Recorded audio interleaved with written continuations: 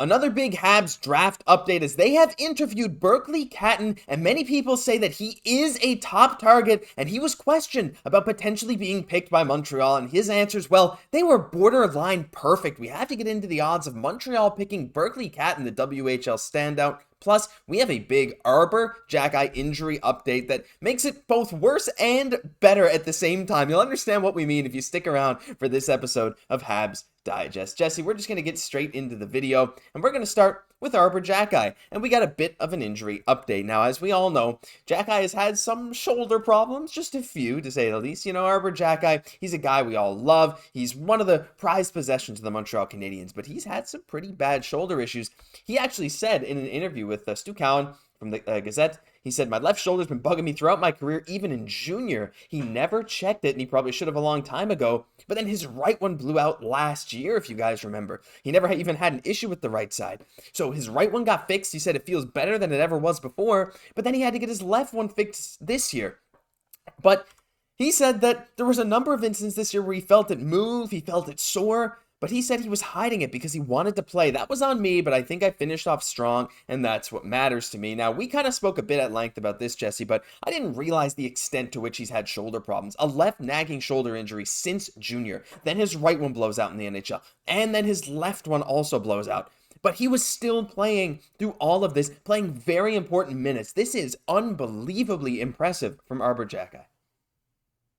And it's getting me excited to see the Sheriff once he's kind of fully rebuilt now, right? With both shoulders now getting the attention they need and with them ready to go. Because like you said, he's played very good hockey with this being kind of a nagging sort of injury. So you have to feel once he's at 100%, he's not going to be turning down those fights as much. You know, he's going to be taking even more one-timers and everything else, right? So just amazing to see that, he's finally getting the time. You know, he kind of was just a warrior for the end of the season. I think rightfully so, but I think it's going to be amazing to see the progression just once he's really able to just give it the care that it needs. Yeah, I for one, well, first of all, this is not a good decision by Arber Xhekaj, and I think he recognizes that, not getting it checked and hiding it. But at the same time, Jesse, like, what can you say about his level of play to see what he did this year, to know that his left shoulder was bothering him, to get sent down to Laval, to continue to improve his game, and to come back? That resilience, while he definitely acknowledges it wasn't the best decision, that to me just opens up a whole new world. And like you said, when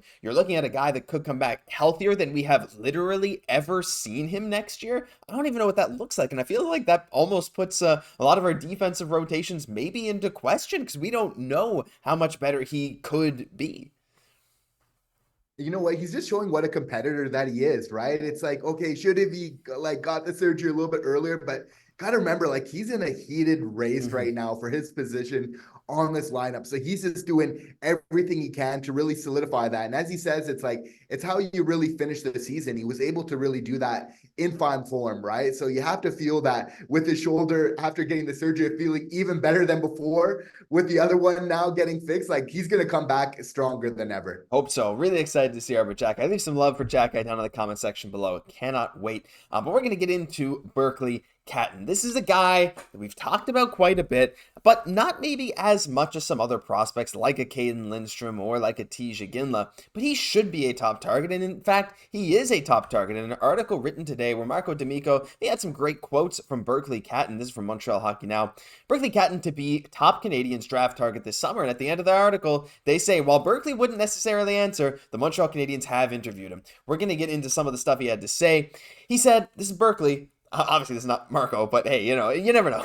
I'm a play driver. If I get the puck in the neutral zone, I'm going to make a play. Coming into the zone with speed and making a play off the rush is my strongest attribute. I'm either going to make a pass to a streaking teammate or take the puck to the cage to try to beat out the goalie. And then speaking on Montreal, he said, I don't think you can ask for anything better. I absolutely love it. Even watching them on a January night, it's electric. It's like being a hockey player when you're a young kid.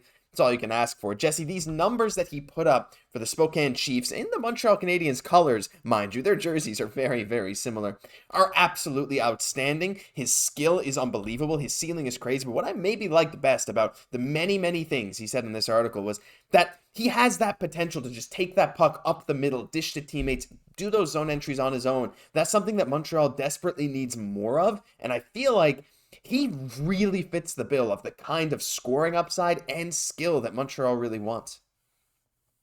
Yeah, he's an aggressive offensive player, right? Loves to play off the rush. 54 goals, this year as well, right? Like very much a shooter this year, and he put so much time into really improving his shot. In the interview, he goes on to say how it's like, practice really makes perfect when it comes to your shot. So he's putting in the work, and this is the type of player where also he's just put in so much time into studying even goaltenders, different stances, what are their weaknesses, talking to goalie coaches. This is a guy who just puts in the work, and that's what makes him interesting besides the skill, right? Is they want guys that are really hockey players, right? Which is so important for Marty St. Louis, the difference between guys who just kind of play it, but that don't really live and breathe the game, where it's a gamer like him, right? So really interesting to see. He's watching play on all the top players from other teams, and really just noticing their tendencies to really improve like his defensive play, right? But this is an interesting player. Like, even though he's maybe more slated around kind of that 8, 9, 10 sort of range, it's like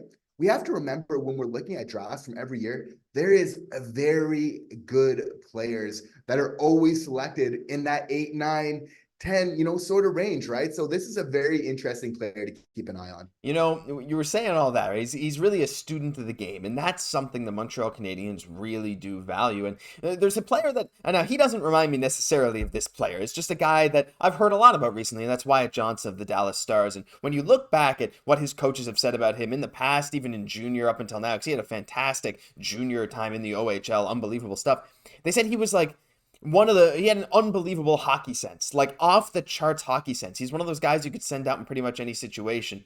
And Berkly, I feel like, kind of has some similarities. While again, defense isn't necessarily his strong suit, he can make up for himself, like some errors and stuff on defense. Like it's not like he's completely awful and you can learn those things, but being that student of the game, being that kind of guy that you can put out there pretty much whenever and have that incredible hockey sense. Look at where Johnston is now. I believe he was the 23rd pick in the draft or something, or he was maybe even lower, but he was super low in the first round, and he's going to come out as one of the best players in that draft, and he is clutch for the Dallas Stars now. Jesse, but here's the thing with Berkly. Unless those things really stand out to Kent Hughes and the Montreal Canadiens staff, I don't see a world where they pick him at 5, just simply because Celebrini is going to be gone. And then unless you also see Cayden Lindstrom and Kaiden Lindstrom and Ivan Demidov both also getting picked in that top 4. This is assuming Montreal gets 5th, by the way. We're just going to run with that assumption because it's likely.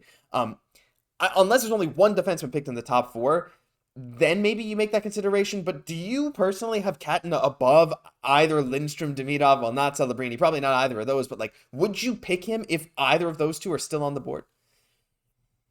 No, like I would definitely, my top 3 is definitely Celebrini. Then we're definitely having as well as Lindstrom and Demidov there as well. But what's interesting to note is he looks like one of the more kind of just pure skill sort of guys. Yeah. Besides that sort of top 3, right? Which I think the Montreal Canadiens are definitely going for. We know Kent Hughes, like he likes to surprise us on draft day. For the most part, we can get a little bit of a feel, right? But you never quite know. Even though he seems like Berkly Catton might be outside of our range, I just feel like because of that skill sort of factor of that, what we're looking for, and also the goal scoring, right? That this is going to be a player that all the same, even though a lot of analysts kind of have him outside that 5 sort of range, I definitely think that Kent Hughes is definitely putting his due diligence in studying this player. For sure. He's a guy that we're all going to have to consider. And let us know what you guys think down below about Berkly Catton. Is he one of the guys that you would pick if the Habs ended up picking 5th overall? In our stream yesterday, a lot of you didn't really have Berkly Catton very high on your list of players you'd like to pick. A lot of you picked Xhekaj over him, but the more I watch, the more I kind of start to understand what makes Berkly Catton, the more I think I'm falling in love with this player. But hey, there's a lot of time until the Habs make that draft pick, but the draft lottery is next Tuesday, May 7th. Tune in as we will be live for it, live reactions. We're going to promote this all week. Make sure you come back here to Habs Digest to react to it along with us. But for now, that'll do it for this episode of Habs Digest. If you enjoyed, leave a like, comment, subscribe to the channel. You guys have been supporting like crazy. Thank you so much for everyone showing up to the streams, everyone watching these videos. We really appreciate you. I'm Josh Gosse, my co-host, Jesse Poirier. We'll catch you in the next one.